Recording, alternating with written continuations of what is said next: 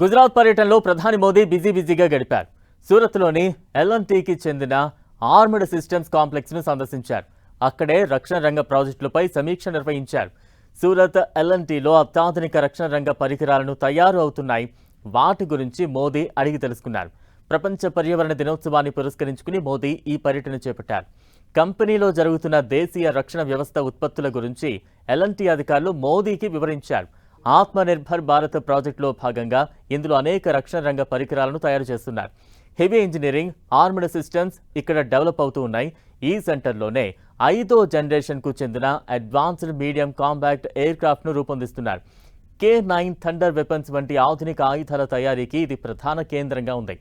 భారత సైన్యానికి అత్యాధునిక సామాగ్రి అందించడంలో ఎల్&టీ హజీరా ఫెసిలిటీ కీలక పాత్ర పోషిస్తోంది. 2019లో ప్రధాని మోదీ ఇక్కడ ఆర్మ్డ్ సిస్టమ్స్ కాంప్లెక్స్కు శంకుస్థాపన చేశారు. మరోవైపు గుజరాత్ పర్యటనలో భాగంగా పలు అభివృద్ధి కార్యక్రమాలకు శంకుస్థాపనలు, ప్రారంభోత్సవాలు చేశారు ప్రధాని మోదీ. సుమారు 18,800 కోట్ల పనులను మొదలుపెట్టారు. వీటిని గుజరాత్ ప్రజలకు అంకితం చేశారు.